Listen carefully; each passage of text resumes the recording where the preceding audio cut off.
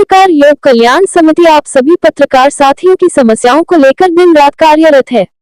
किसी समस्या के लिए पत्रकार योग कल्याण समिति को अवगत कराएं। संगठन हमेशा आपके सहयोग के लिए तत्पर है।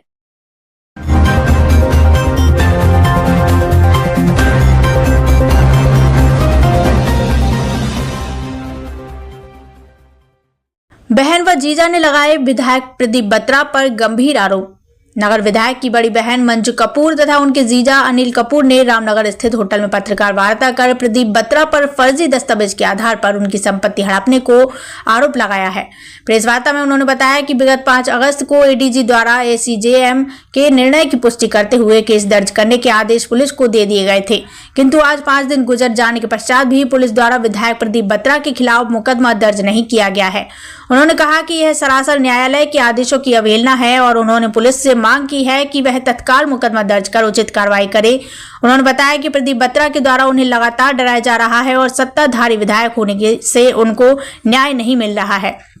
वे लगातार न्यायालय तथा उच्च अधिकारियों के चक्कर काट रहे हैं। इस दौरान नगर विधायक की बड़ी बहन मंजू कपूर ने भावुक लहजों में अपने छोटे भाई प्रदीप बत्रा पर डराने धमकाने का आरोप लगाया। स्टार न्यूज़ प्लस के लिए उत्तराखंड के रुड़की से डायरेक्टर पूजा रानी की रिपोर्ट। तो इसने हमारे अगेंस्ट रातों रात मुकदमा किया। 11:30 बजे सुबह आपके पत्रों में भी आ गया कि भाई बहन पे मुकदमा, उसके जीजा, बड़े जीजा और बहन पे मुकदमा दर्ज हो गया है। वो न्यूज़ भी आ गई, एक दिन में काम हो गया। और उसके बाद उस पर भी हम दौड़ रहे हैं और इसके जो हमने किया इसके भी 2 पार्ट कर लिए। 2 बंदों ने अलग स्टे ले लिया, 3 ने अलग ले लिया। हमें भगा रहे हैं और इनका कोई बंदा नहीं आता, इनका वकील भी नहीं आए, इनको डेट मिल जाती है। क्या मानते हैं? सत्ता का दबाव है। सत्ता का दबाव है, बिल्कुल। इसको क्या कहोगे आप? क्या कहोगे? सत्ता का दबाव ही कहेंगे। एक आदमी एक सीधी सादी बहन है उसकी, बड़ी भाग रही है, उसको धमकी दे रहा है। सिर्फ पूछे जाने पे कि ये क्या हो रहा है, सिर्फ इतना पूछ रहे, धमकी दे रहा है। कह रहे जीजा को तो कह रहा तेरे को देख लूंगा, मैं सत्ता पुलिस सब मेरे अंदर है। वाकई में इसने ठीक कहा, इसने बिल्कुल ठीक कहा। और 1 साल से इसने बिल्कुल सच कहा था और 1 साल से हमें भगा रहा है, कुत्ते की तरह भगा रहा है। क्या चाहते हैं आप? हम इंसाफ चाहते हैं और क्या चाहेंगे। अगर मेरे को अभी यहाँ से घर भी जाना डर लग रहा है। मेरे पे हल्द्वानी में हाई कोर्ट गया था, वहाँ मेरे पे गाड़ी चला दी गई मेरे पे। मैं नहीं कहता इसने चलाई है, किसी ने जानबूझ के मगर चलाई गई जो गाड़ी। मैं 3 दिन में व्हील चेयर पे रहा हूँ मैं।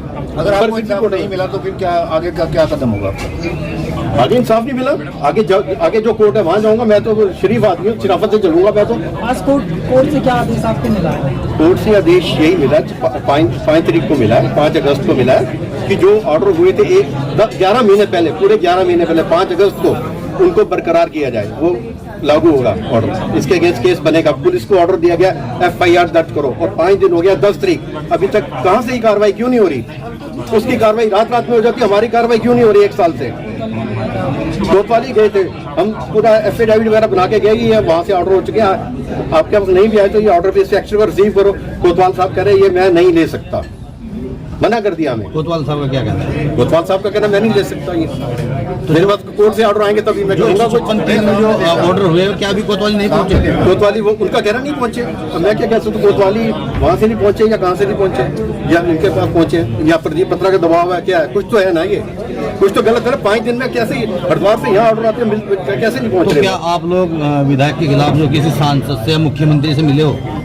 मुख्यमंत्री को चिट्ठी लिख चुका, मैंने टाइम मांगा नहीं मिला। उनको कितने लेटर लिख चुका, मैं 4-5 लेटर लिख चुका हूँ उनको मैं। अपनी बात रखें।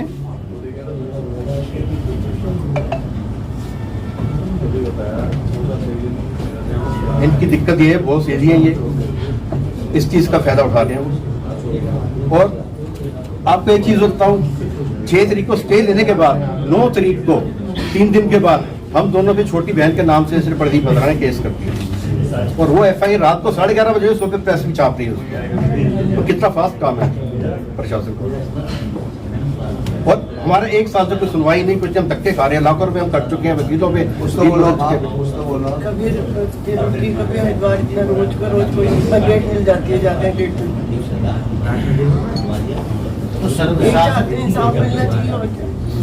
सरकारी मशीनरी सत्ता के विधायक के दबाव में जो है आपको न्याय नहीं दिला पा रहा। मिसयूज ऑफ पावर है, सीधी बात है, इस पे कोई दो राय नहीं। आपको भी समझ आ रही होगी। हम बाहर जाके हम भी 1 साल से समझ गए, बाकी बहुत इसने धमकी ठीक दी थी हमें, चले जाओ। मीडिया के सामने आइए, क्या चाहती है? यही चाहती हूँ कि इंसाफ मिलना चाहिए, मेरा आपकी मिलना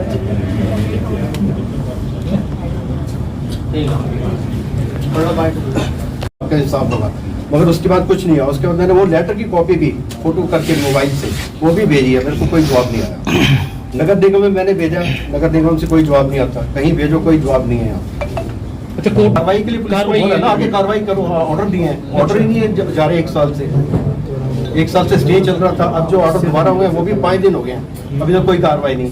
और इन बिटवीन वो फिर कुछ कोशिश जब पिछली प्रेस कॉन्फ्रेंस एक होटल में हुई थी तो उसके बाद सुनने में आया था कि आप लोग की कॉम्प्रोमाइज की शायद बात हो कोई गई। कॉम्प्रोमाइज नहीं हुआ, कोई कॉम्प्रोमाइज नहीं है। थोड़ा सामने देखिए। हाँ जी सर, सर कॉम्प्रोमाइज की बात हुई थी क्या? हाँ, सामने देख के आप बोल वो रहे बोल रहे ना ना कोई दिक्कत नहीं है। अच्छा, कुछ बात ही नहीं। अच्छा, कॉम्प्रोमाइज की कोई बात नहीं। आपके जो माता जी तो है मेरे ख्याल से भी शायद नहीं, डेथ हो गई ना, पिताजी है। पिताजी की डेथ हुई, इसके बाद है। ये संपत्ति कितने की होगी जिस पर? लेकिन मैंने कुछ पता नहीं ना, मैंने कोई हिसाब लगाया। और ये केस भी नहीं होना था, ये केस ये हुआ। हाँ, ये केस तब हुआ है इनकी छोटी बहन के यहाँ जाने के बाद हमें पता लगा कि नगर निगम से लेटर आ रहे हैं इस बारे में, प्रॉपर्टी प्रदीप अपने नाम करवा रहा है, उसने बताया। और उसके बाद हमने इससे बात की तो ये कह रहा है चले जाओ, जो करना, सीधा बहन को, बड़ी बहन को डांट दिया, जो करना कर लो, सब मेरे बच्चों का है, तुम्हारा कुछ नहीं है, जो मैं कर रहा हूँ ठीक कर रहा हूँ। और कह रहा है जीजा जी को फोन दो, मेरे को फोन दिया और मेरे को कहता जा कोर्ट में चला जा, जो करना कर ले, सब मेरा, पुलिस भी मेरे अधीन है, यहाँ सब मेरे अधीन है, प्रशासन मेरे, तू जो करना कर ले। सिर्फ इस धमकी की वजह से ये केस हुआ, नहीं तो ये भी नहीं हुआ था। उसे कम्प्रोमाइज माफी मांगने की बजाय सीधा धमका दिया। उसकी इतनी हिम्मत कि बड़ी बहन जो उससे है, उसका बड़ा जीजा, उनको धमका दे। इतना मिसबिहेव करने वाला आदमी है ये।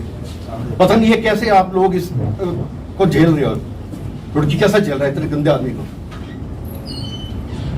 समाज के बीच में भी आपने बात कही है कि भाई जो अपनी बिरादरी पंजाबी समाज में गए आप, जिम्मेदार लोगों से मिले? नहीं, हम नहीं देखेंगे, चाहते हम इंसाफ। इनका रुड़की में रिश्तेदारी है सारी, किसी ने फोन करके पूछा नहीं क्या है क्या नहीं, क्योंकि सब प्रदीप के प्रभाव में है जितनी रिश्तेदारी इनकी। आपके पास नगर निगम से फोन आया, कोई लेटर भी आया था? कोई लेटर नहीं आया, कोई फोन नहीं आया, मेरे लिखने के बाद कुछ नहीं आया। मैंने लिखा भी कि ये हो रहा, मेरा एड्रेस गलत लिखा हुआ प्रदीप बत्रा ने, इसलिए लेटर नहीं मिल रहे, आगे से लेटर हमें मिले। ये मंजू कपूर का ये एड्रेस है, सारा मैंने लिख के दिया, कोई फोन नहीं आया, कुछ नहीं आया। आप क्या कहेंगी बहन किया उस विषय में हमने यहाँ 22 जुलाई 2023 को थाने में कंप्लेंट दी, जो कि रुड़की थाने ने लेने से मना कर दिया। फिर हम एसएसपी ऑफिस हरिद्वार में दे के आए।